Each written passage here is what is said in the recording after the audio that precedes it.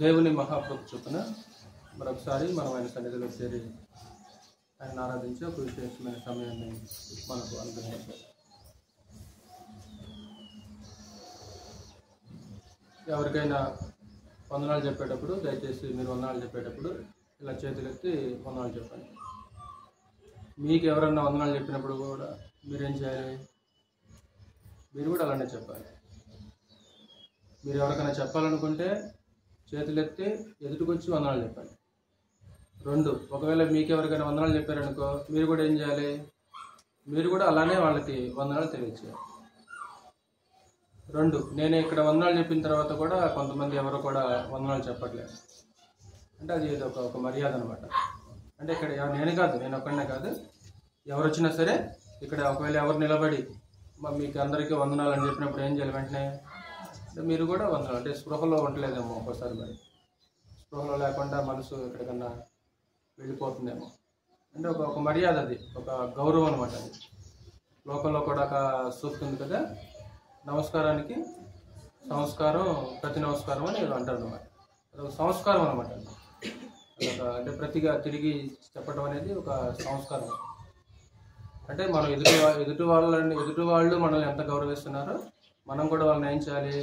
అంతగా గౌరవించాల్సిన అవసరం ఉంటుంది. మనం ఎంత గౌరవిస్తున్నారో, ఎంత మర్యాదగా వాళ్ళు మనల్ని పలకరిస్తున్నారు, అంతే మర్యాదగా మనం వారిని పలకరించాలి, వారిని మనం గౌరవించాలి. పొరపాట్లు ఉంటాయి, నాలో ఉండొచ్చు, లేకుంటే మీలో ఉండొచ్చు.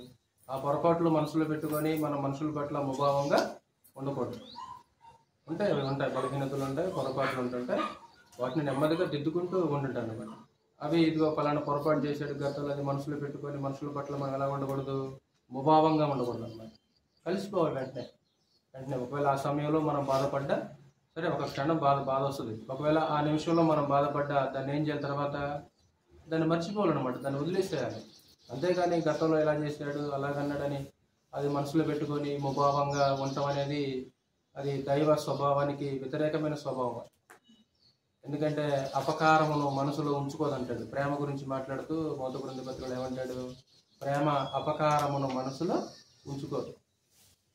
అంటే మనకి ఎవరు సహోదరుడు మనకి ఎవరు అపకారం చేస్తారు? అపకారాన్ని మనసులో ఉంచుకోవద్దంటే ఏమైనా అపకారం చేశారా? కీడు చేశారా? ఏమన్నా సహోదరుడు ఎవరైనా నీకు కీడు చేశారా? సహోదరి నీకేమైనా కీడు చేసిందా? నీకేమైనా నష్టం చేసిందా? అపకారాన్ని మనసులో ఉంచుకోవద్దంటే, కాబట్టి ఏదో జరిగిందని, ఏదో అన్నారని దాన్ని మనం మనసులో పెట్టుకొని ముభావంగా ఉండటం అనేది అది స్వభావానికి వ్యతిరేకమైనది, మంచి స్వభావం అనేది కాదు. పాటలు అనేవి ఒక లయబద్ధంగా పాడాలి. పాటలు పాడటం అనేది వాస్తవానికి యాజక ధర్మం అనే సంగతి మీకు తెలుసు. మనము ఎల్లప్పుడూ ఆయనకి స్తుతి యాగము చేదుము అనగా నామను ఒప్పుకొనొచ్చు జిహ్వాఫలం అర్పించడం అంటారు. అంటే కీర్తనతో దేవుడిని స్తుతించడం అనేది యాజకుని యొక్క ధర్మం. ఒక ఆత్మ సంబంధమైన బలి కదా. ఆత్మ సంబంధమైన బలిలో ఒక బలి అంటే కీర్తనతో దేవుడిని స్తుతించడం ఒక బలి. కాబట్టి కీర్తనలు పాడటం, పాటలు పాడటం అనేది యాజకుడిగా నీ బాధ్యతది. నడిపించే వ్యక్తి పాడతాడులే కాదు, నడిపించే వ్యక్తి కాదు, ఒక్కడు కాదు పాడేది. యాజకులందరూ పాట పాడాలి. ఎందుకు?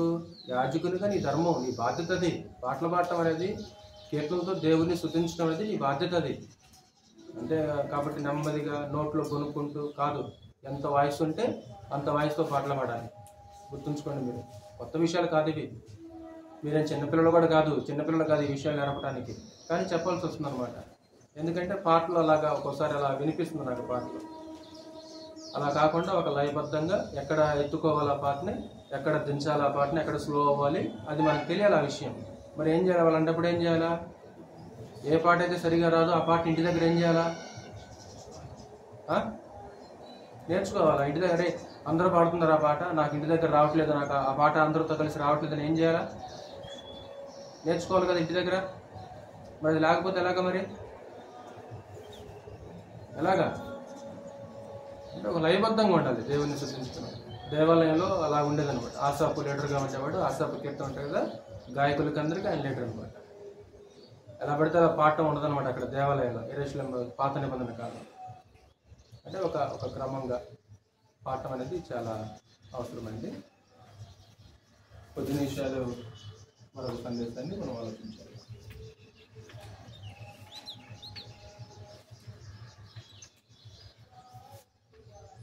మీ ఎన్నికలో ఉన్నదేమో అనే సంగతులు కొన్ని నిమిషాలు ఆలోచించాలి. మీకు బహుశా తెలిసే ఉండొచ్చు, అయినా సరే మరొకసారి ఆ పాఠాన్ని మనం జ్ఞాపకం చేస్తాం. నువ్వు దేన్ని ఎంచుకుంటావో, నువ్వు దేన్ని ఎంపిక చేసుకుంటావో,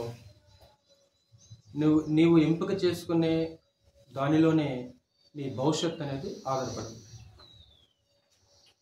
నీ భవిష్యత్తు బాగుండాలంటే సరైనది ఎన్నుకోవాలి, సరైనది ఎంపిక చేసుకోవాలి. ఇప్పుడు నువ్వు సరైనది ఎంపిక చేసుకుంటే నీ భవిష్యత్తు అనేది చాలా బాగుంటుంది. అంటే మన ముందు ఎన్నో అవకాశాలు ఉంటాయి, ఎన్నో అవకాశాలు మన కళ్ళ ముందు కనిపిస్తుంటాయి. అందులో మనం ఏం చేయాలంటే ఉత్తమమైనది ఒకటి ఎన్నుకోవాల్సిన అవసరం ఉంటుంది. అంటే ఒకటి కంటే ఎక్కువ ఎన్నో అవకాశాలు ఉంటాయి మన ముందు. ఒకటి కంటే ఎక్కువ అవకాశాలు మన ముందు ఉన్నప్పుడు ఏది ఉత్తమమైంది,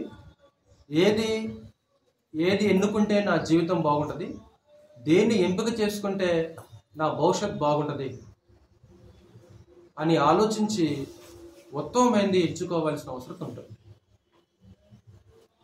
ఉదాహరణకి మన జీవితంలో సహవాసం చేయాలి, స్నేహం చేయాలి అంటే ఒక స్నేహితుడిని ఎంచుకోవాలి.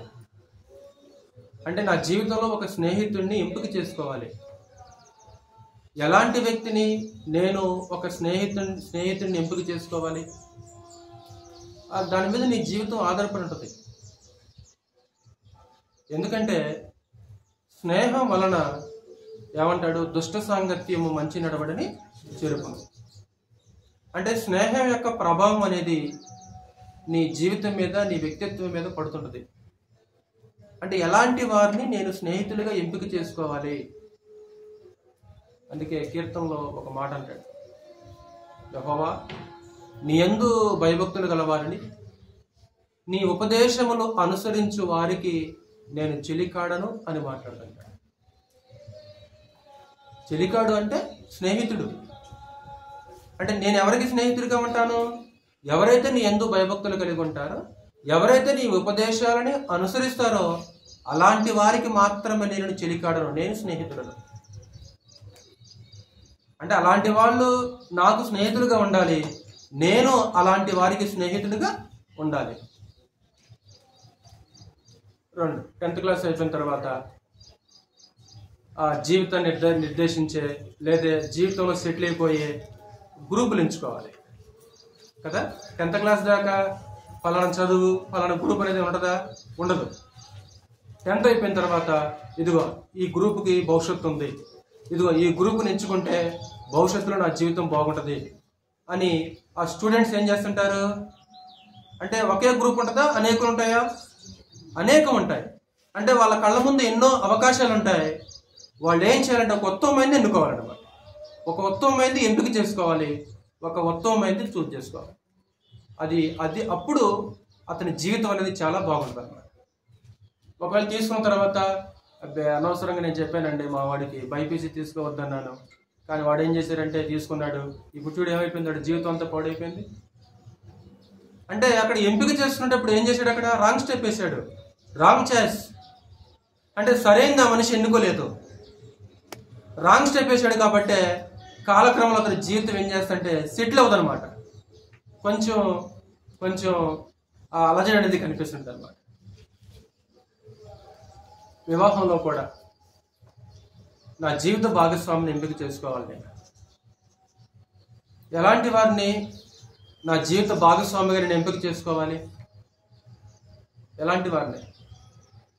భవిష్యత్తులో ఒకవేళ వివాహం చేసుకుంటే, వివాహం చేసుకునేటప్పుడు ఇదిగో నా జీవిత భాగస్వామిని ఎంచుకోవాలి నేను.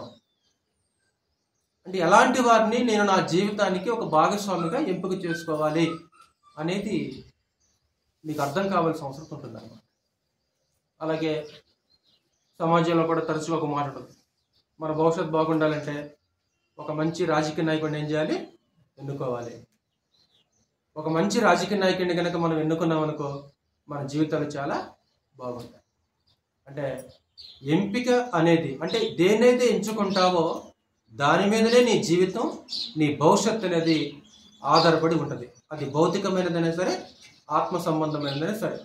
ఇప్పుడు మనం ఆలోచించే పాఠము భౌతికంగా కాదు, కానీ ఆత్మ సంబంధంగా మనం ఆలోచన చేస్తున్నాం. అంటే మన ఆత్మీయ జీవితాల్లో వేటిని ఎంచుకుంటాం అంటే, ఎంచుకునే ఛాయిస్ని దేవుడు తన దగ్గర ఉంచుకున్నాడా? నరులకిచ్చాడా? నరులకిచ్చాడు తప్ప దేవుడు తన దగ్గర దాన్ని ఉంచుకోలేదన్నమాట. అంటే ఎంచుకునే స్వాతంత్రం, ఎంపిక చేసుకునే స్వాతంత్రము ఎవరిది? ఇప్పుడు నాన్న ఏ గ్రూప్ తీసుకోమంటావు అంటాడు. నాకేం తెలుసురా, నాదే ఉందిరా, చదివేవాడివి నువ్వు, లాగేవాడు నువ్వు, నాకేం తెలుసు, తీసుకో. నువ్వు దేని లాగుతావో, నీకు ఏది ఇంట్రెస్ట్ ఉందో, నువ్వు ఏదైతే చేయగలుగుతావో అది తీసుకో అంటే ఒక తండ్రి ఏం చేస్తాడు అంటే కొడుకుకి స్వాతంత్రం ఇస్తాడు. ఆ విషయంలో, అన్ని విషయాల్లో కాదు, ఆ విషయంలో ఏం చేస్తాడు? కొడుకుకి స్వాతంత్రం ఇస్తాడు. నువ్వే ఎంచుకో, నీకు నచ్చిన గ్రూప్ తీసుకో, నీవు నచ్చిన వేరే వెళ్ళుకో అంటే నువ్వేం చేయాలనుకుంటున్నావు నువ్వు. కొంతమంది ఏమో కండిషన్స్ ఉంటాయన్నమాట. లేదు ఇదిగో నువ్వు ఖచ్చితంగా ఇదే చేయాలి, కానీ ఏం చేస్తే అది ఇష్టం ఉంటుంది ఆడికి ఇష్టం ఉంటుంది అనమాట. అలా కాకూడదు అనమాట. అంటే వాడు ఏదైతే చేయగలుగుతాడో ఆ ఎంచుకునే స్వాతంత్రాన్ని కొన్ని విషయాలలో మనం కూడా ఎవరికి వదిలేయాలి? పిల్లలకు వదిలేయాలి. అన్నీ కాదు, అపార్థం చేసుకోకండి. మరలా నేను చెప్పింది చదువు దగ్గర. ఆ ఎంచుకునే స్వాతంత్రాన్ని దేవుడు నరుడికి ఇచ్చినట్లు మనం చూడగలం. చదువు రోమీయులకు రాసిన పత్రిక 6వ అధ్యాయం. రోమీయులకు రాసిన పత్రిక 6వ అధ్యాయము 16వ వచనం. సరే ఫోన్ అమ్మ, టైం గడియారం సరిగ్గా రావట్లేదు. రోమీయులకు రాసిన పత్రిక 6వ అధ్యాయం 16వ వచనం. లోబడుటకు దేనికి మిమ్మును మీరు దాసులుగా అప్పగించుకుందురు, అది చావు నిమిత్తముగా, పాపమునకే గాని, నీతి నిమిత్తముగా, విధేయతకే గాని దేనికి మీరు లోబడుదురో దానికే దాసులగుదురని మీరు ఎరుగురా. లోబడుటకు దేనికి మిమ్మును మీరు దాసులుగా అప్పగించుకుందురో, అది నీతికి గాని పాపానికి గాని. ఇప్పుడు తమను తాము అప్పగించుకుంటారన్నా ఎవరన్నా వశం చేసుకుంటారా? దాసన్న గారు అక్కడేముంది? రాజేష్, ఒక మనిషి తన్ను తాను అప్పగించుకుంటాడా, లేకుంటే బలవంతంగా ఎవరైనా వశం చేసుకుంటారా? ఒకటి, దేవుడు బలవంతంగా వశం చేసుకోడు. 2, సాతాను కూడా బలవంతంగా వశం చేసుకునే అవకాశము లేదు. ఈ విషయంలో, స్వాతంత్రం విషయంలో, స్వేచ్ఛ విషయంలో దేవుడు కానీ సాతాను కానీ బలవంతంగా వశం చేసుకునే అవకాశము లేదు. నీవు అంటే మనకి ఏమర్థమవుతుందంటే, స్వాతంత్రం ఉంది నీకు, స్వేచ్ఛ ఉంది నీకు. నీ స్వాతంత్రంతో, నీ స్వేచ్ఛతోటి నీ జీవితంలో నువ్వు దేనైనా సరే ఎంపిక చేసుకోవచ్చు, అయితే నువ్వు ఎన్నుకునే దానిలోనే నీ ఆత్మీయ, నీ భౌతిక భవిష్యత్తు అనేది దాగి ఉంది. నువ్వు సరైనది, ఉత్తమమైనది ఎంచుకున్నావు అనుకో, నీ భవిష్యత్తు చాలా అందంగా ఉంటుంది, నీ భవిష్యత్తు చాలా బాగుంటుంది. ఒకవేళ సరైనది కాకపోతే భవిష్యత్తు ఎలా ఉంటుందన్నా, జీవితం ఎలా ఉంటుంది? నేను తప్పు చేశానన్నా ఆ అమ్మాయిని చేసుకొని, వినలా? మీరు చెప్పారన్నా వినలేదన్నా. ఉంటారా అనేవాళ్ళు ఉంటారు? అలాగా ఉంటారా? మీరు ఎన్నో చెప్పారన్నా మీరు, అయినా నేను వినలేదన్నా, కానీ తప్పు చేశానన్నా. అంటే జీవిత భాగస్వామిని ఎంపిక చేసుకునే విషయంలో ఎంతోమంది ఎన్నో పొరపాట్లు జరుగుతున్నారు. ఇంకా అది ఒకసారి ముడిపడింది అనుకో, ఆ ముడి దిగేది ఎప్పుడు? అంతే, చనిపోద్ది. దేహంలో ఊపిరి పోతేనే ముడి దిగుద్ది తప్ప బ్రతుకున్నంత కాలం కూడా ఆ ముడి దిగే అవకాశము లేదు. ఒకవేళ తెంచాలను చూసినా గ్రంథం ఒప్పుకుంటుందా? తెంచాలను చూసినా సరే గ్రంథం ఒప్పుకో, దారుణంగా ఇచ్చేస్తాడు. దేవుడు జతపరిచిన వారిని మనుషుడు వేరుపడతాడు. ఇంకెవరైనా సరే చేసేదేమిటి భరించాల్సిందే. కొద్ది నిమిషాలు ఆత్మ సంబంధంగా దీన్ని ఆలోచించండి. మీకు తెలిసిన విషయాలే. మొట్టమొదట ఆదాము అవ్వల ఎంపిక.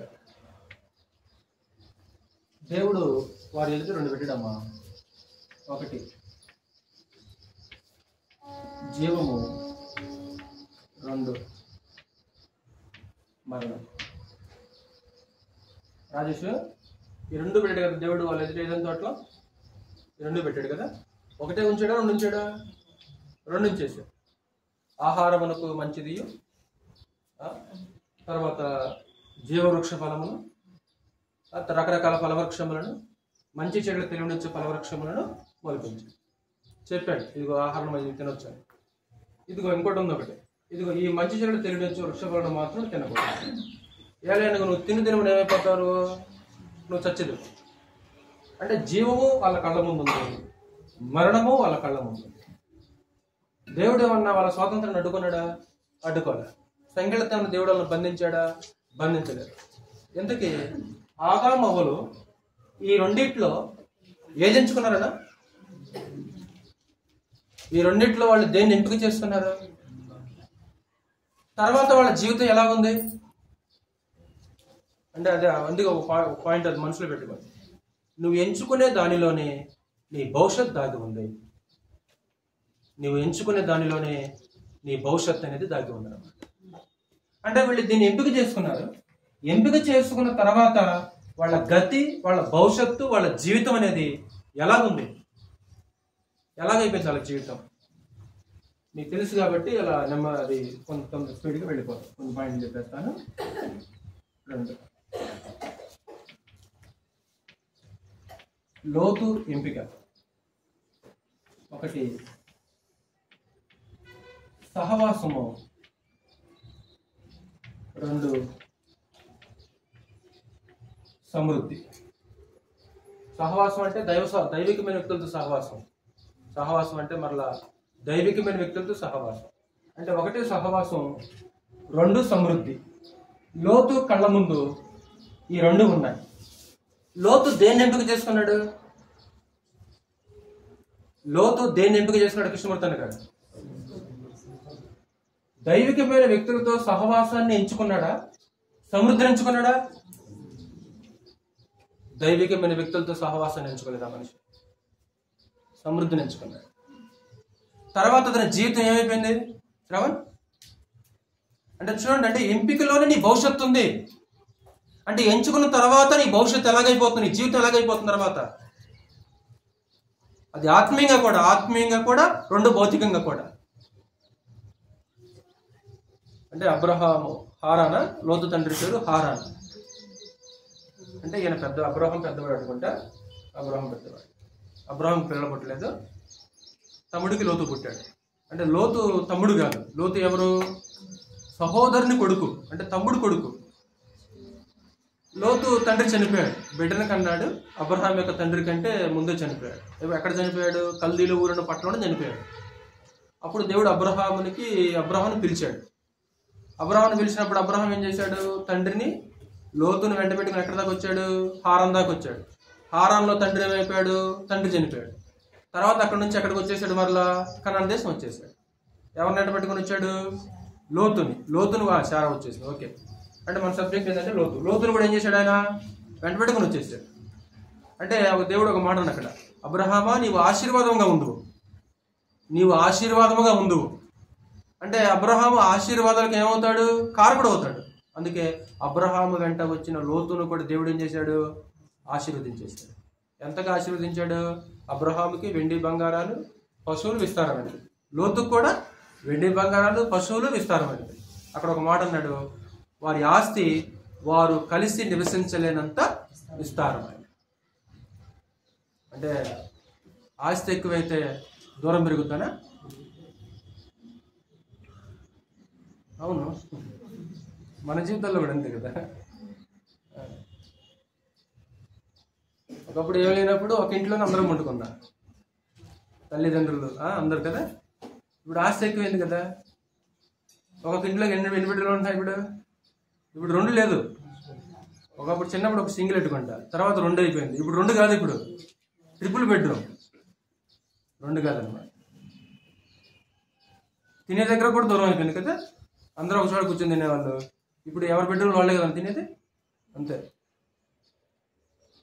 అంటే డబ్బు ఎక్కువ కొలది ఏమవుతుంది అనమాట, దూరం పెరుగుతుంది. అక్కడ అబ్రహాం దగ్గర చూడవచ్చు. మీకు తెలిసిన విషయమే, కొత్త మర్మాలు ఏం చెప్పట్లేదు. ఏం జరిగిందో అక్కడ అబ్రహాం పశువుల కాపర్లకి లోతు పశువుల కాపర్లకి కలహం వచ్చింది. సమస్య ఇద్దరి మధ్య లేదు వాస్తవానికి.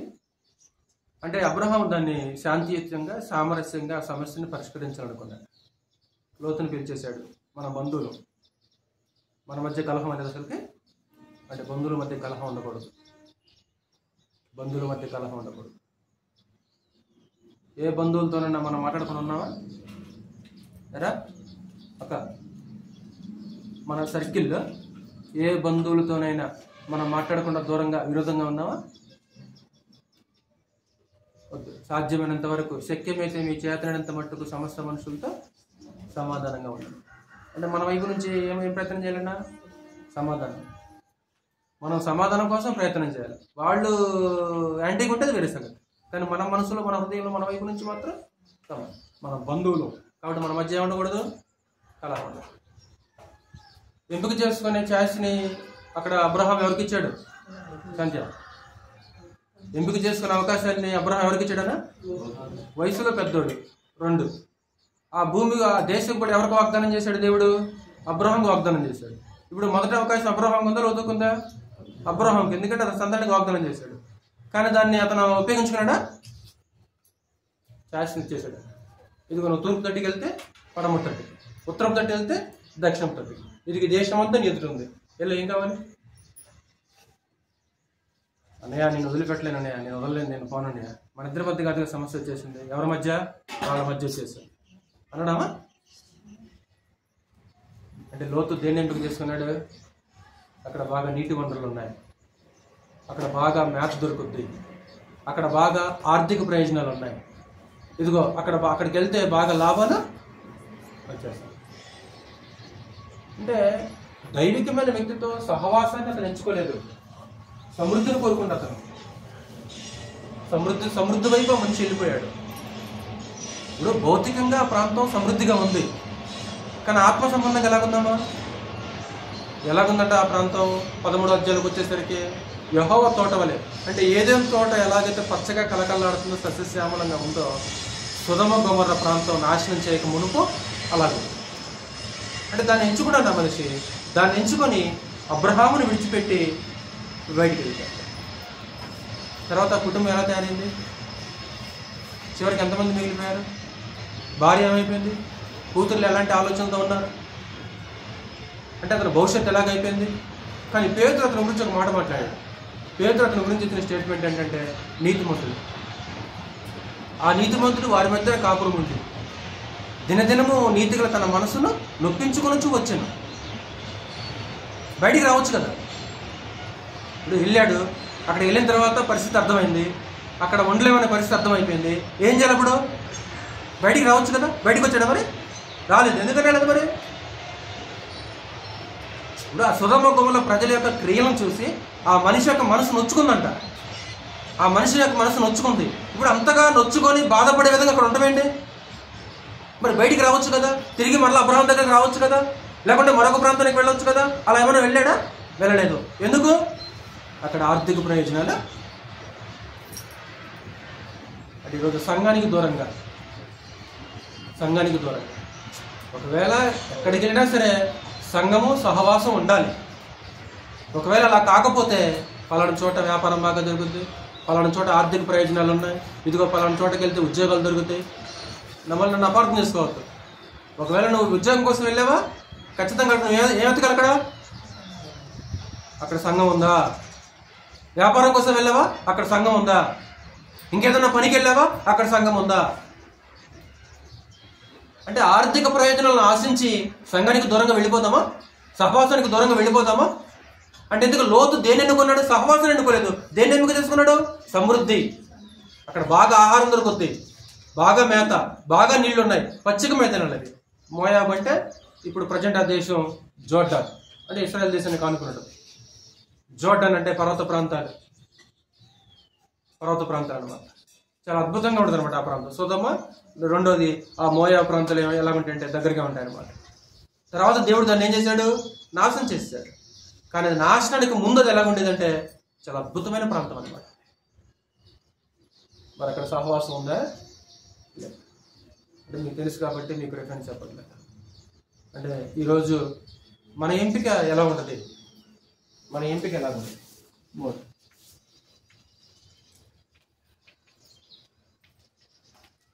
ఇశ్రాయేలీల ఎంపిక. దేవుడు వాళ్ళ ఎదుట జీవము అంటే యెహోవా దేవుడు. 2 మరణము అంటే విగ్రహాలు. వాళ్ళు ఏది ఎంచుకుంటారో వాళ్ళు ఇందాక మనం చదివాం కదా లేఖన భాగంలో. చదువు ఒకసారి ద్వితీయోపదేశకాండము 30వ అధ్యాయము 19 వచ్చిన చదవండి ఒకసారి. శాంతి చదువు ఒకసారి ద్వితీయోపదేశకాండము 30వ అధ్యాయము 19 వచ్చిన. నేడు జీవమును మరణమును ఆశీర్వాదమును శాపమును నీ ఎదుట ఉంచి భూమి ఆకాశములను సాక్షులుగా పిలుచున్నాడు. చాలు. జీవమును మరణమును ఆశీర్వాదమును శాపమును 2 ఉంచాడు కదా. ఆశీర్వాదం ఉంచాడు వాళ్ళ కళ్ళ ముందు, శాపం ఉంచాడు. జీవం ఉంచాడు, మరణం ఉంచాడు, మేలుంచాడు, కీడుంచాడు. ఎందుకు వాళ్ళు దేన్ని ఎన్నుకున్నారు రాజేష్? వాళ్ళు దేనిని, ఇశ్రాయేలు దేన్ని ఎంచుకున్నారు? వాళ్ళు ఒక పక్కేమో ఆశీర్వాదం ఉంది, మరొక ప్రక్కేమో శాపం ఉంది. ఒక పక్కేమో మేలునుంచాడు, మరొక ప్రక్కేమో కీడును కూడా ఉంచేశాడు. 15 కూడా చదువు సంధ్య ఒకసారి. 30వ అధ్యాయము అక్కడనే 15 వచ్చిన కూడా మనం చదివితే ఆ విషయాన్ని జ్ఞాపకం చేస్తుంటాం. చూడుము నేడు నేను జీవమును మేలును మరణమును కీడును. చూడండి, అద్భుతంగా మాట్లాడతాడు దేవుడు. అంటే నరుడికి ఒక స్వాతంత్రం ఇచ్చాడు సహోదరులారా, స్వేచ్ఛనిచ్చాడు ఆయన. నువ్వు ఒక యంత్రం కాదు, ఒక మెషిన్ కాదు. నీకు మేలుని కీడుని నేను ఎదుటించేశాను. కానీ ఇశ్రాయేలు వాస్తవానికి ఏం ఎంపిక చేస్తున్నారో తెలుసా? వాళ్ళు దేవుని ఎంపిక చేయలేదు. అందుకు ఒక మాట ఉన్నాడు ప్రవక్తల గ్రంథంలో, నన్ను విసర్జించవలనని నా జనులు తీర్మానం చేసుకున్నారు. అంటే యెహోవా దేవుని విడిచిపెట్టి మనం ఎక్కడికి వెళ్దాం? విగ్రహాల దగ్గరికి వెళ్దాం. అంటే మోషే వెళ్ళిపోతూ విడుకుల సందేశం. అలాగే మోషే తర్వాత యెహోషువ నాయకుడు కూడా ఆ వెళ్ళిపోతూ ఒక విడుకుల సందేశం వాళ్ళకి చెప్తున్నాడు ఆ విషయాన్ని. ఏమంటాడు? మీరు మీ పితరులు నది అద్దరు నివసించారు. ఒకవేళ ఆ దేవతలను మీరు సేవిస్తారో, లేదా ఒకవేళ అమోరీల దేవతలను మీరు సేవిస్తారో ఏమో. మీరు ఎవరిని సేవింపగోరినను నేను నా ఇంటి వారు మాత్రం ఎవరిని సేవిస్తాం? మీరు మీ పితరుల దేవతలను సేవిస్తారు, అమోరీల దేవతలను సేవిస్తారు, అది మీ ఇష్టం. సరే, మీరు ఎవరైనా సేవించండి, మీరు ఎవరైనా సరే ఎంపిక చేసుకోండి. నేను ఒక్కడు మాత్రం కాదు, కానీ నా ఇంటి వారు కూడా యెహోవాని ఏం చేస్తాము? సేవించేస్తాం. అంటే ఇశ్రాయేలు ప్రజల కాలక్రమంలో వాళ్ళ విగ్రహాలను ఎంపిక చేసుకున్నారు. ఇర్మియా గ్రంథము 2వ అధ్యాయం. దేవుడు జీవజలపు ఓట, ఆ జీవజలపు ఓటను విసర్జించి నీళ్లు నిలవని తొట్లని ఎన్నుకున్నట్లు మాట్లాడుతుంటాడు. 2వ అధ్యాయం 13 వచ్చిన చదువు ఒకసారి. ఇర్మియా గ్రంథము 2వ అధ్యాయం 13 వచ్చిన. నా జనులు 2 నేరములు చేసి ఉన్నారు. జీవ జలముల ఓటనైనా నన్ను విడిచి ఉన్నారు. తమ కొరకు తొట్లను అనగా బద్దలై నీళ్లు నిలవని తొట్లను తొలపించుకొని ఉన్నారు. అంటే ఎంత అజ్ఞానంలో ఉంటే పనిచేస్తారు సహోదరులారా. అంటే జీవజలపు ఓటని విడిచిపెట్టి దేని ఎంచుకున్నారు వాళ్ళు? నీళ్లు నిలవని తొట్లు. అంటే ఎన్ని నీళ్లు పోసినా సరే ఆ తొట్లో నీళ్ళు అనేవి నిలబడం. జీవజలపు ఓటను వద్దనుకున్నారు. అంటే ఎంత అజ్ఞానము, ఎంత అంధకారంలో ఉంటే ఆ పని చేస్తారు. అంటే అంత అజ్ఞానం ఉంటారు, వాళ్ళు ఆ నిర్ణయం తీసుకుంటారు. అంటే ఇశ్రాయేలు ఎంచుకున్నది ఏంటిది? ఏం ఎంపిక చేసుకున్నారు?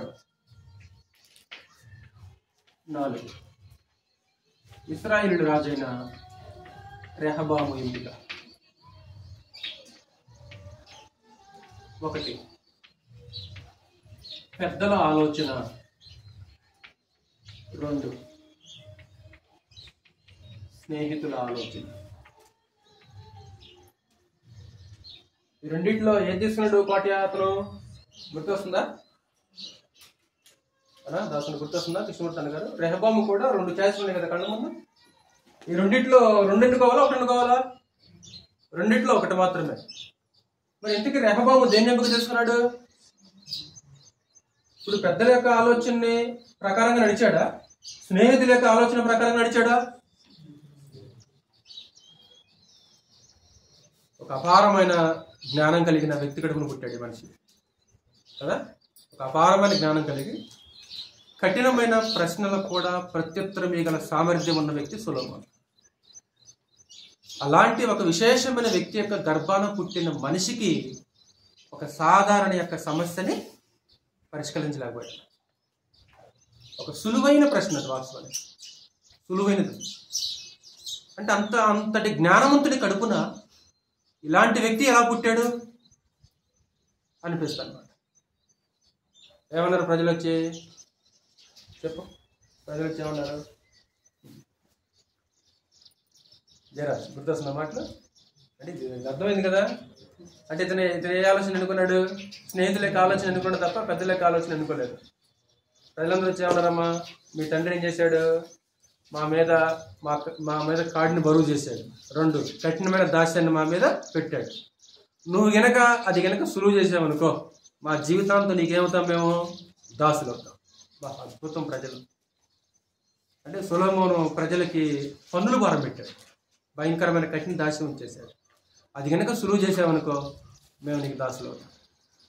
అప్పుడు ఏమన్నంటే 3 దినాలు ఆగిరండి అని అడుగుతాడు రెహబాము. అప్పుడు సొలొమోను కాలంలో ఉన్న పెద్దలతో కూర్చొని చర్చించాడు. అప్పుడు పెద్దలు ఏమన్నా తెలుసా? నువ్వు వాళ్ళతో చాలా మృదువుగా మాట్లాడి వాళ్ళ అన్న మాటలకు నువ్వు ఒప్పుకో. ఆ కాడిని, ఆ దాస్యాన్ని నువ్వేం చేయాలా? సులువు చేయి. ఓకే చెప్పారా? సరే వెళ్ళండి అన్నాడు. తర్వాత ఎవరిని కన్సల్ట్ అయ్యాడు? స్నేహితులను కన్సల్ట్ అయ్యాడు. తనతో పాటు మీరు ఎవరొస్తుంది. ఇప్పుడు ఎవరొస్తులకు అనుభవం ఉండదు కదా. సరే తెలివి ఉండొచ్చు, ఇంకా అనుభవం ఉండదు. తెలివి కాదు, అనుభవం కావాలి. వాళ్ళు ఏమన్నారు? ఇప్పుడు నా తండ్రి మీ మీద కాడిని పెట్టాడు కదా, నేను దాన్ని ఏం చేస్తాను? ఇంకా బరువు చేస్తాను నేను. నా తండ్రి నేను మిమ్మల్ని బెత్తలతో కొట్టాడు కదా, నేనేం చేస్తాను? ఇప్పుడు ఆ కొరడాలతోటి, చవుకులతో శిక్షిస్తాను మిమ్మల్ని. ఇలా చెప్పాను అనమాట. ఆడేం చేశాడు? పెద్దల ఆలోచన పక్కన పెట్టి స్నేహితుల యొక్క ఆలోచన ప్రకారం చెప్పేశాడు. నా తండ్రి నడుము కంటే నా చిటికిన వేలు బరువు కలిగినది. నా తండ్రి బెత్తాలతో కొట్టాడు, నేను మిమ్మల్ని ఏం చేస్తాను? కొరడాలతో శిక్షిస్తాను. అంతే. ప్రజలందరూ కూడా తిరుగుబాటు చేశారు. రాజ్యం ఏమైపోయినప్పుడు 2 ముక్కలైంది. ఇక యెషయా కుమారుడైన దావీదుతో మాకు సంబంధం లేదు. ఇక దావీదు మిమ్మల్ని మీరే చూసుకోండి అని 10 గోత్రాలు ఒక పక్క అయిపోయినవి, 2 గోత్రాలు ఒక పక్క. అంటే చూడండి, మీకు అర్థమవుతుంది అనుకుంటున్నాను. అంటే ఎంపిక చేసుకున్న తర్వాత వాళ్ళ జీవితం ఎలా తలకిందులవుతున్నవి. ఇప్పుడు ప్రారంభంలో అది బాగానే ఉంది, ఎన్నుకున్నారు, జరిగించారు. తర్వాత ఫలితాలు ఎలాగున్నాయి? తర్వాత నెక్స్ట్ ఫలితాలు ఎలాగున్నాయి? నెక్స్ట్ ఒక యవనస్తుని ఎంపిక. 1 నిత్య జీవము, 2 ఆస్తి లేదా ధనం. యేసుక్రీస్తు దగ్గరికి ఒక యవనస్తుడు వచ్చాడు. సంధ్య ఒక అద్భుతమైన ప్రశ్న ఇచ్చాడు. రాజేష్, ఏం ప్రశ్న అంటే, నిత్య జీవానికి వాసుడు అవ్వాలంటే నేనేం చేయాలి? ఆజ్ఞలు గైకొనుము అన్నాడు. ప్రభు ఏమన్నాడు? వెంటనే ప్రభు ఆజ్ఞలు గైకొనుము అన్నాడు. అతను ఏమన్నాడు? బాల్యం నుంచి నేను ఆజ్ఞల్ని గైకొను. నీకు ఇంకా ఒకటి కొదువుగా ఉంది. ఏంటా కొదువా? నీ ఆస్తి నమ్మి బేదలకు ఇచ్చి వెంబడించు అన్నాడు. ఆ యవనస్తుడు మిక్కిలి ధనవంతుడు కనుక వ్యసన పడుచు వెళ్ళిపోయాడు. ఇంతకీ దేని ఎంపిక చేసుకున్నాడు మనిషి? నిత్య జీవాన్ని ఎన్నుకున్నాడా? ధనాన్ని ఎన్నుకున్నాడా? నిత్య జీవం ఎంచుకోలే మనిషి. ధనాన్ని ఎన్నుకొని వ్యసన పడుచు, దుఃఖపడుచు, సనుక్కుంటూ ప్రభు దగ్గర నుంచి వెళ్ళిపోయాడు. పక్క వెళ్ళిపోయాడు. తర్వాత మారు మనసు పొందలేదు, రాయబడలేదు మనకి, దాని గురించి రాయబడలేదు. అంటే చూడండి, అంటే జీవితాలు ఈరోజు మన జీవితంలో కూడా 2 అవకాశాలు ఉన్నప్పుడు దేన్ని మనం ఎన్నుకుంటాము అనేది మనకు తెలియాలి.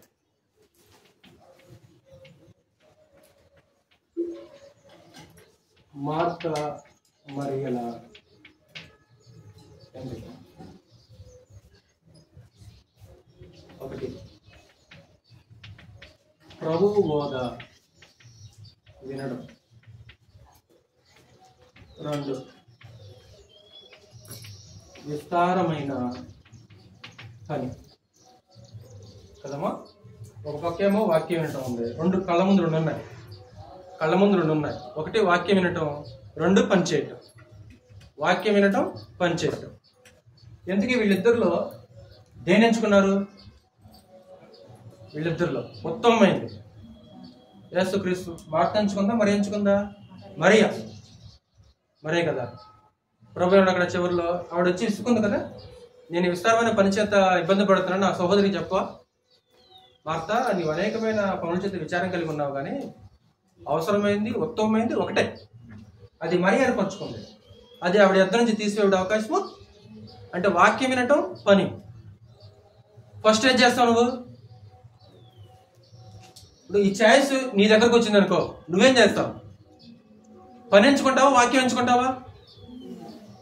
నిజమేనా? ముందు పని, తర్వాత వాక్యమా? ఆ చాయిస్ ఒకవేళ ఇలాంటి ఎంపికలే, ఇలాంటి ఎంచుకునే అవకాశమే ఒకవేళ నీ దగ్గరికి నా దగ్గరకు వస్తే వీళ్ళలాగానే మనం ఎన్నుకుంటామా, లేకుంటే వీళ్ళకి భిన్నంగా ఎన్నుకుంటామా? ఒకసారి నీ మనసుతో, నీ మనసాక్షికి నువ్వు సమాధానం చెప్పుకో. నాకు నేను చెప్పుకుంటాను, మీరు నాకు చెప్పాల్సిన అవసరం లేదు, లేకుంటే నేను మీకు సమాధానం చెప్పాల్సిన అవసరం లేదు. మీకు మీరు సమాధానం చెప్పుకోండి. ఒకవేళ నాకు కూడా ఇలాంటి అవకాశాలు వస్తే నేను కూడా ఇలాగనే ఎన్నుకుంటానా, లేకుంటే వీళ్ళకి భిన్నంగా ఎన్నుకుంటాను నేను? ఒక్కసారి మీకు మీరు సమాధానం చెప్పుకోండి. ఒకసారి మీకు మీరు సమాధానం చెప్పుకోండి. మీకు తెలుసు కాబట్టి విషయాలు నేను అలా పైన వెళ్ళిపోతుంటాను. ఉపమానములోని వారి ఎంపిక. ఒక ఉపమానం చెప్పాడు యేసుక్రీస్తు. 1 దేవుని రాజ్యంలో భోజనం. మరొకటి పొలము,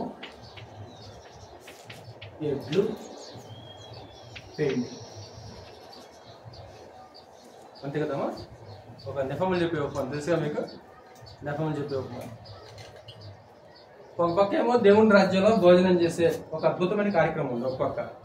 మరొక పక్క ఏమన్నామా, నేను పొలం కొన్నాను, పొలం చూసి రావాలి. ఎడ్లు కొన్నాను, ఎడ్లను పరీక్షించాలి. వివాహం చేసుకున్నాను, నేను రాలి. అంటే వాళ్ళు దేని ఎంచుకున్నారు? వాళ్ళు దేవుని రాజ్యంలో భోజనాన్ని ఎంచుకున్నారా, లేకుంటే భౌతికమైన పనులు వాళ్ళు ఎంచుకున్నారా?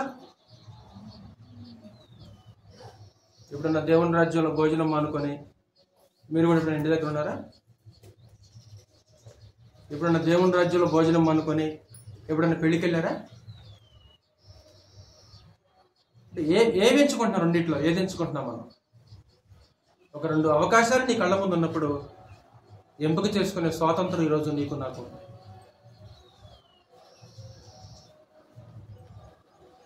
Bible, phone. ఏది రాజేష్? బైబిల్ చదవటం, ఫోన్ చూడటం. ఈ రెండిట్లో దేని ఎంచుకుంటా?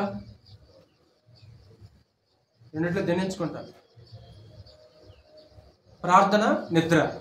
కోట్యం. ప్రార్థన, నిద్ర. ఈ రెండిట్లో ఏది ఎంచుకుంటాం? బైబిల్ క్లాసు, వ్యాపారం. నెలలో ఒకరోజు బైబిల్ క్లాసు, అదే రోజు వ్యాపారం, లేకుంటే అదే రోజు ఒక పని ఉంది. దేన్ని ఎంచుకుంటాం మనం? దేనికి ఓటేస్తాం మనం? అంటే అప్పుడు మన ఆత్మీయ స్థితి అనేది అక్కడ కనిపిస్తుంది. మన ఆత్మీయ స్థితి అంటే మనం ఎంత ఆత్మీయంగా ఉన్నామో, దేవుడు అంటే మనం ఎంత ప్రేమ కలిగి ఉన్నామో, దేవుని పట్ల ఎంత త్యాగాన్ని, దేన్ని మనం నష్టపరుచుకుంటున్నామో అక్కడ ఆ విషయం అనేది మనకి అర్థమవుతుంది. వేటిని మనం ఎంపిక చేసుకుంటాం.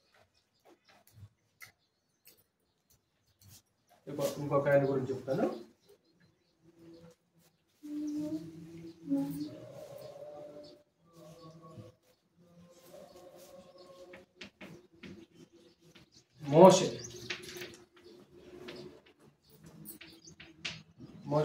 మోషే ముందు కూడా అనేక అవకాశాలు ఉన్నాయమ్మా. మీకు తెలిసిన మాట కదా. అనేక అవకాశాలు మోషే కళ్ళ ముందు ఉన్నాయి. మోషే వేటిని ఎంచుకున్నాడు?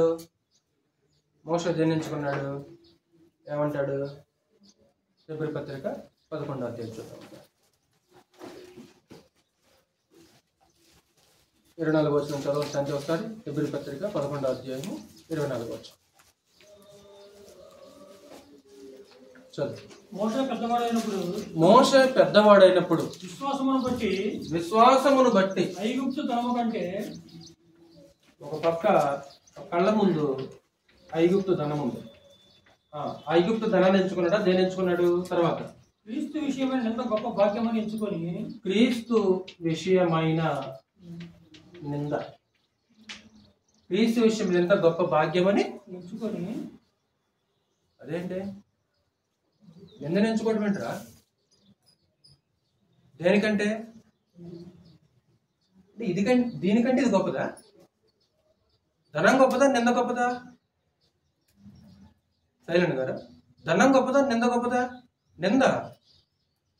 అదేంటా మోషే ఆ పని చేసి అలాంటి పని చేసావంట నువ్వు? మోషే కళ్ళ ముందు కూడా కొన్ని అవకాశాలు ఉన్నాయి. అతను దేని చూజ్ చేసుకున్నాడు? దేని సెలెక్ట్ చేసుకున్నాడు? దేని ఎన్నుకున్నాడు ఆ మనిషి? నాకు నిందే కావాలి. దేనికంటే? ఐగుప్తు ధనం కంటే. అంటే నాకు తెలిసి ఇప్పుడు ప్రజెంట్ ప్రపంచంలో అభివృద్ధి చెందిన దేశం ఏదంటే అమెరికా. ఆ కాలంలో ఐగుప్తు. ఎలా చెప్పగలం? 7 సంవత్సరాలు పంట పండింది, 7 సంవత్సరాలు కరువు వచ్చింది. ఇప్పుడు 7 సంవత్సరాలు కరువు వస్తే ప్రపంచంలో అనేక జాతులు, అనేక దేశాల వాళ్ళు ధాన్యం ఇవ్వడానికి ఎవరి దగ్గరికి వెళ్ళారు? ఐగుప్తుకి వెళ్ళారు. అవునా కదా? అంటే వీళ్ళు రోకలు ఇచ్చి ధాన్యం కొనుక్కున్నారు. అంటే ఆయా జాతుల యొక్క సంపద అంతా ఇప్పుడు ఎక్కడుంది? ఆయా జాతులు, ఆయా దేశాల యొక్క సంపద అంతా కూడా ఐగుప్తులో. ఎంత సంపద అది? కేవలం ఒక దేశానికి కాదు, అది ఒక దేశానికి కాదు, ప్రపంచానికి ఆహారం పెట్టింది ఆ దేశం ఒకరోజు 7 సంవత్సరాలు. నాకు తెలిసి ఫరోకి మగబిడ్డ ఉన్నట్లు మనకు రికార్డులు లేదు. ఫరో కుమారుడు దత్తపుత్రుడు, మోషే దత్తపుత్రుడు, 40 సంవత్సరాలు యవనస్తుడు, ఐగుప్తీయులకు సకల విద్యలని అభ్యసించిన వాడు, మాటలు ఎందు కార్యములు ఎందు ప్రావీణ్యుడు. ఒకవేళ సింహాసనానికి వారసుడు అంటే ఇప్పుడు అర్హత ఎవరికి ఉంది? ఇప్పుడు మోషేకే ఉంది. కానీ ఏం చేశాడు ఆ మనిషి? అదేంటి వెర్రి పని చేశా? వెర్రి పన్నారా? సరితే మోషే చేసింది వెర్రి పనే?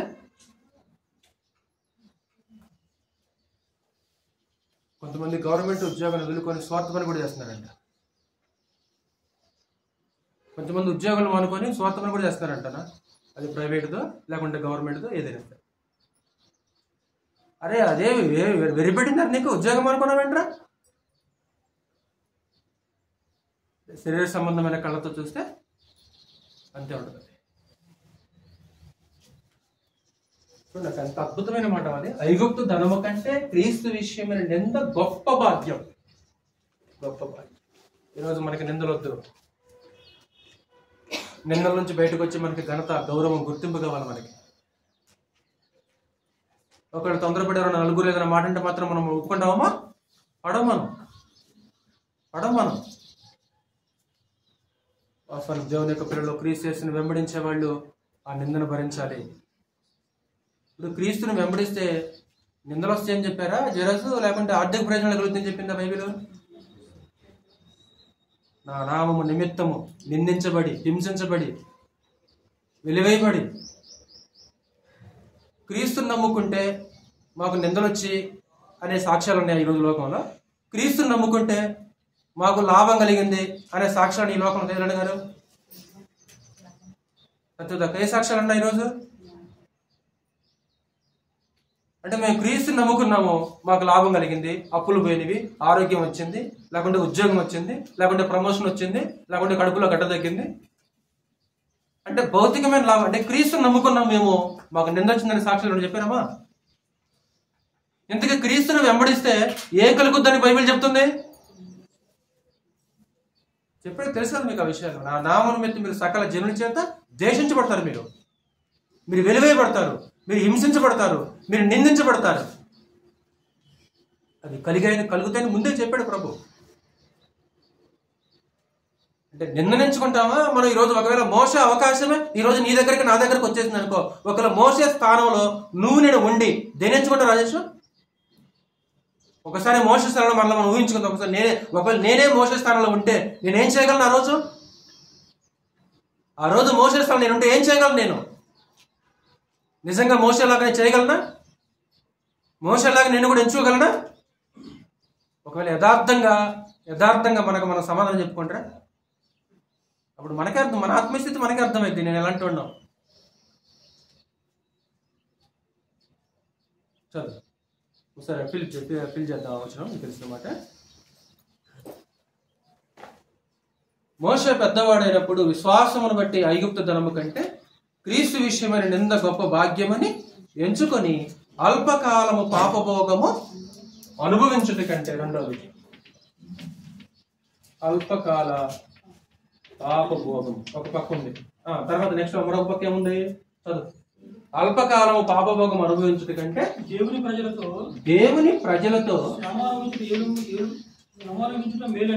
శ్రమ అనుభవించుట మేలని యోచించి, అసలు దేవుని ప్రజలతో శ్రమ అనుభవించటం అదేంటి? అది ఎంచుకున్నాడు. భోగం కంటే శ్రమ ఎంచుకున్నాం మా మనిషి.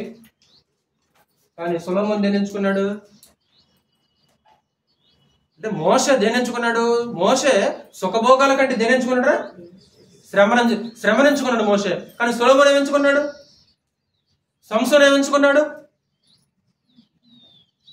ఇప్పుడు ఈరోజు శరీరానికి సుఖం కావాలి, మనకి సుఖంగా ఎలా బ్రతకాలి?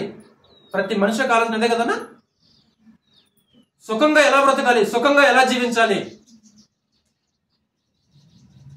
కానీ క్రీస్తు యేసుని అంగీకరిస్తే శ్రమ కాదమ్మా. క్రీస్తు యేసుని అంగీకరిస్తే పూలదండలు పడతాయని బైబిల్ చెప్పలా. అది బైబిల్కి వ్యతిరేకమైన బోధ. రాళ్ళు పడతాయా, పూలదండలు పడతాయా? ఇప్పుడు పౌలు వాక్యం చెప్పాడు, పూలేశారా రాళ్ళు వేసారా? ఏం పాపం చేసినాడు రాళ్ళు వేసారానికి?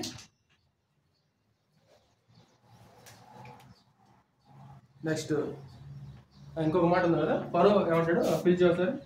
ఫరో కుమార్తె కుమారుడని ఫరో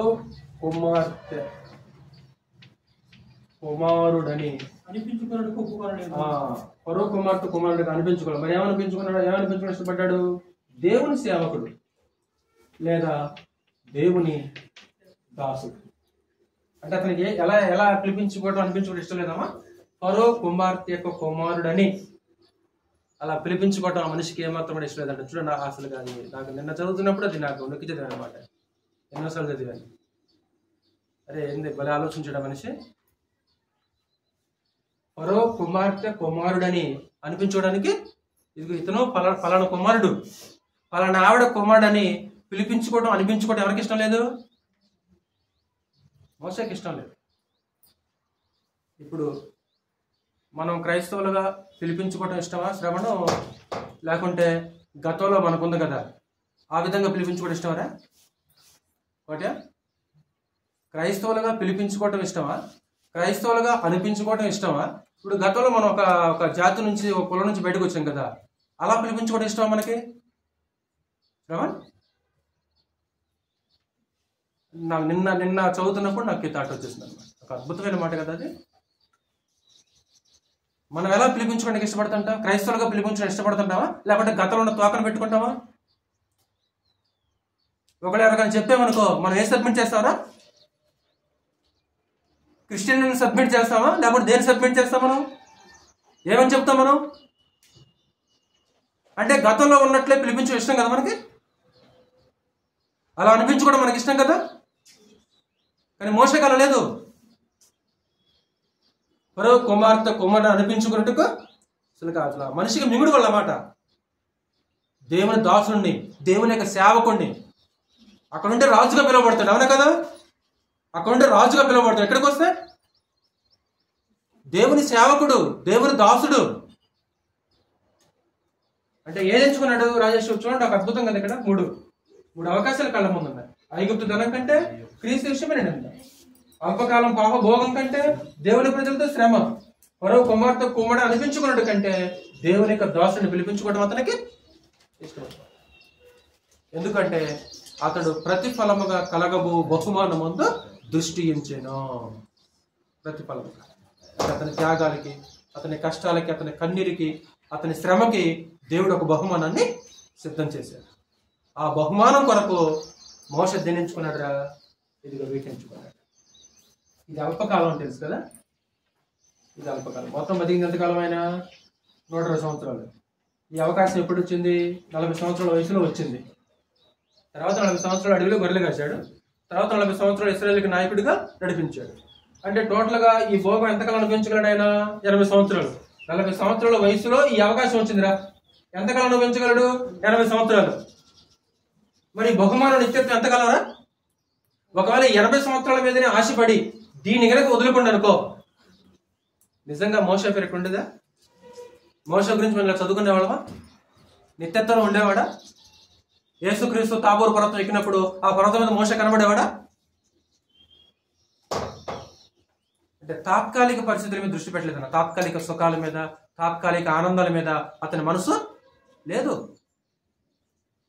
ఇది అల్పకాలం ఇది. కానీ సొలొమోను అల్పకాలం దాని మీదనే మనసు పెట్టాడు. సంసోను అల్పకాల సుఖం మీదనే మనసు పెట్టి దేవునికి ఏమైపోయాడు? దూరం అయిపోయాడు. తర్వాత మారు మనసు పొందాడు. అది వేరే సంగతి. ఈరోజు నువ్వు నేను ఎలాంటివి ఎంచుకుంటావు ఆత్మీయంగా?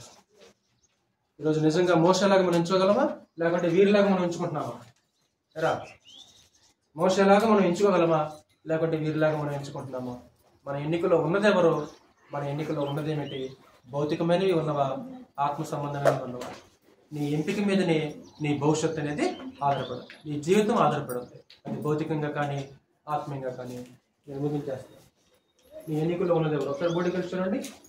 నీ ఎన్నికల్లో ఉన్నదెవరు అనే విషయాలు మనం ఆలోచన చేస్తాం. స్నేహితులను కానీ, లేకుంటే చదువులో ఒక ఉద్యోగాన్ని కానీ, లేదా జీవిత భాగస్వామిని కానీ, లేదా ప్రజలను పరిపాలించే ఒక నాయకుడిని కానీ ఎవరు ఎన్నుకోవాలి? మనమే ఎన్నుకోవాలి. ఎన్నుకునే స్వాతంత్రం దేవుడు తన దగ్గర ఉంచుకుని అడిగి చేశాడా? మనకి చేశాడు. ఆదామవులు జీవము మరణం రెండునే ముందు ఏది ఎన్నుకున్నారు? వాళ్ళు మరణం ఎన్నుకున్నారు. లోతు సహవాసము సమృద్ధి ఉంది. దేని ఎన్నుకున్నాడు? సమృద్ధిని ఎన్నుకున్నాడు. ఇశ్రాయేలీలు యెహోవా దేవుడు విగ్రహాలు. ఏది ఎన్నుకున్నారు? వాళ్ళు విగ్రహాలు ఎన్నుకున్నారు. రెహబాము పెద్దల యొక్క ఆలోచన, స్నేహితుల యొక్క ఆలోచన. దేని ఎన్నుకున్నాడు? అతను స్నేహితుల యొక్క ఆలోచన. యవనస్తుడు నిత్యజీవం ఒక పక్క ఉంది, ఆస్తి ధనం ఒక పక్క ఉంది. దేని ఎంచుకున్నాడు? ఆస్తిని ఎంచుకున్నాడు. అలాగే ఇక్కడ మార్తా మరి ఉంది. ఒక పక్క ప్రభు వాక్యం వినటము, ఒక పక్కేమో విస్తారమైన పని. ఏదనుకున్నారు వాళ్ళు? అలాగే ఇక్కడ ఉపమానంలో ఉన్న దేవుని రాజ్యంలో భోజనం ఉంది, పిలిచాడు దేవుడు. కానీ వాళ్ళు దేని కొన్నారా? పొలం పనికి పోవాలి, ఎడ్లు కొన్నాను, పెళ్లికి వెళ్ళాలి. నేటికి ఇలా చేయరా? చివరిగా మోషే ఒక అద్భుతమైన ఎన్నుకొని ఈరోజు మనకు ఒక మాదిరిగా నిలబడ్డాడు ఈరోజు. కాబట్టి మనం ఎంచుకునేవి చాలా జాగ్రత్తగా ఎంచుకున్నాం. మనకేవి మేలు జరుగుతుందో, మన జీవితం, మన ఆత్మీయ జీవితాన్ని స్థిరపరిచేవి, మన భవిష్యత్తు బాగుండేవి ఎంచుకుంటే మనకు మేలు జరుగుతుంది. ఈ అల్పకాలము కొద్ది కాలం ఆనందాన్ని ఇచ్చేయి, కొద్ది కాలం సుఖాన్ని ఇచ్చేయి, కొద్ది కాలం సంతోషాన్ని ఇచ్చేయి మనం ఎంత మాత్రం కూడా ఎంచుకోవద్దు. శాశ్వతకాలం మనకి ఎలాంటి ఒక మంచి ప్రతిఫలాన్ని ఇచ్చేవి మాత్రమే మనం ఎంచుకొని ఆత్మ సంబంధులుగా బ్రతకాల్సిందిగా వేడుకుంటూ ముగిస్తున్నాను. మీ అందరికీ వందనాలు.